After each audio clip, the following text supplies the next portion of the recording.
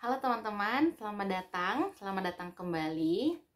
Video ini saya tujukan untuk teman-teman mahasiswa kelas 13 F7, di mana kita belum pernah melakukan pertemuan tatap muka sama sekali ya. Nah, di sini saya ingin mengganti pertemuan kemarin. Teman-teman kemarin masih bersama Bu Ida, dan sekarang perkenalkan, saya adalah dosen yang akan menggantikan Bu Ida, akan bersama teman-teman di minggu kedua ini sampai minggu terakhir nanti ujian akhir. Perkenalkan, nama saya adalah Narastri. Nah teman-teman, pertanyaan besarnya adalah kita akan belajar apa sih di psikologi pendidikan? Mungkin kalau orang pertama kali dengar psikologi pendidikan, orang mikirnya akan belajar tentang kurikulum, cara membuat kurikulum, atau belajar tentang cara belajar. Nah, sebenarnya mungkin kita akan mepet-mepet bahas hal itu ya, tapi tidak spesifik kurikulum, tidak spesifik cara belajar. Sebelumnya, saya akan menjelaskan bahwa saya akan memakai 3 buku wajib yang saya pakai.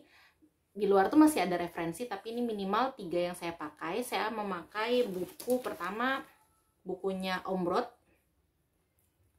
Psikologi Pendidikan tulisan Omrod. Yang kedua, saya memakai bukunya Slavin, Robert Slavin, Psikologi Pendidikannya Robert Slavin. Dan terakhir saya memakai tulisannya Sandrock. Itu adalah 3 buku yang saya pakai untuk mengajar selama 1 semester. Nah, balik lagi nih, kita belajar apa di psikologi pendidikan? Dari ketiga buku tersebut, kesimpulannya adalah psikologi pendidikan itu untuk tataran S1, kita akan belajar prinsip-prinsip atau ilmu-ilmu yang akan digunakan dalam belajar mengajar.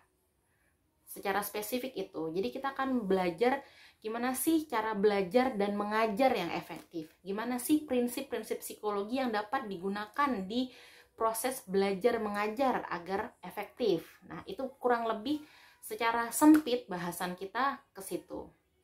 Nah, terus mungkin dari mendengar definisi itu, terus kita berpikir, aku nggak perlu ilmu itu, karena aku nggak berniat jadi guru, aku nggak berniat jadi dosen, buat apa aku belajar prinsip-prinsip belajar mengajar, aku toh nggak ingin mengajar. Nah, mungkin ada teman-teman yang berpikir seperti itu. Nah, saya akan menegaskan bahwa prinsip-prinsip belajar mengajar yang kita belajar di psikologi pendidikan tidak hanya di konteks sekolah, tidak hanya di konteks kuliah, tapi kita akan belajar gimana sih belajar mengajar yang efektif sebagai guru, sebagai orang tua, atau sebagai karyawan besok teman-teman kalau kerja di HRD, atau sebagai besok psikolog teman-teman yang punya klien klinis. Nah, ilmu psikologi pendidikan ini dapat digunakan di berbagai bidang. Pertama, jelas bidang sekolah, misalnya bidang pendidikan. Teman-teman besok kalau menjadi guru, menjadi dosen, teman-teman akan belajar gimana sih cara mengajar yang efektif dan gimana cara anak-anak atau siswa-siswa atau mahasiswa supaya belajar yang juga efektif.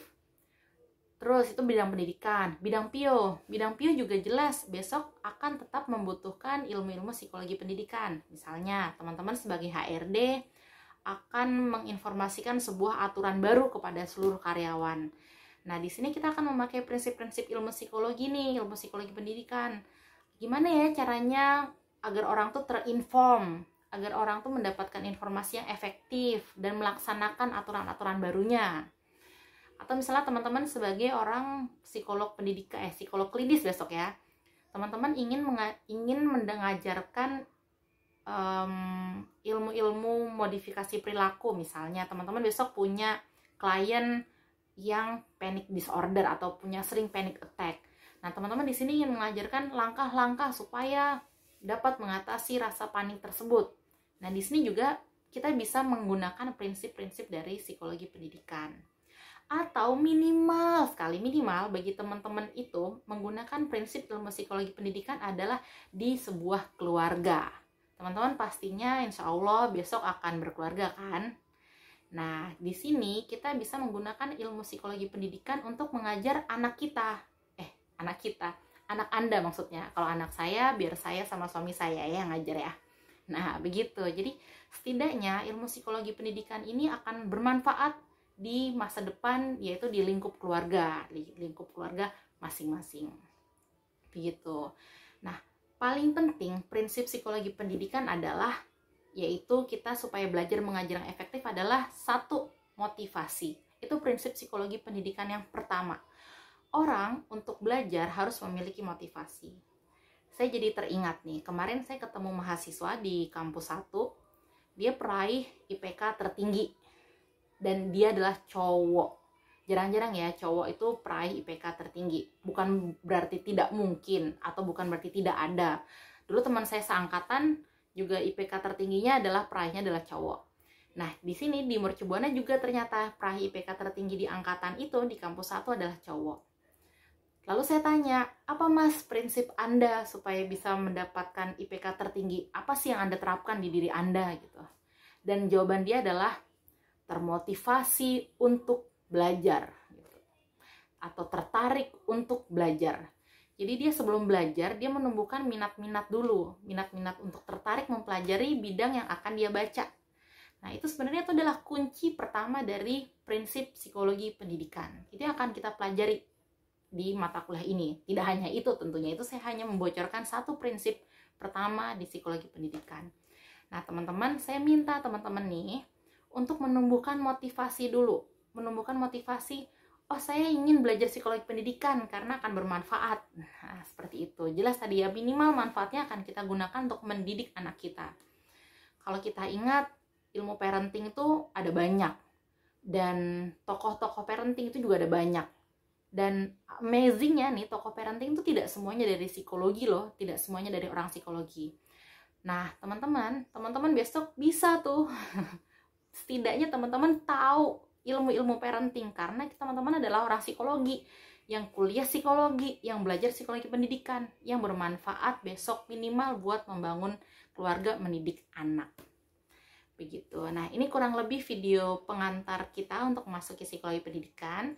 Saya harap teman-teman kita semua menumbuhkan motivasi, apalagi di era sekarang kita lagi belajar via e-learning ya. Sungguh godaannya banyak belajar via e-learning, banyak tantangannya, banyak hal yang belum kita biasa, hal-hal baru yang kita anggap susah gitu mungkin. Nah, di sini peran motivasi itu perlu sekali kita tumbuhkan. Oke, saya, Anda, kita akan sama-sama menumbuhkan motivasi untuk belajar psikologi pendidikan selama 1 semester ke depan. Mari kita bekerja sama. Dan sampai ketemu di video-video berikutnya.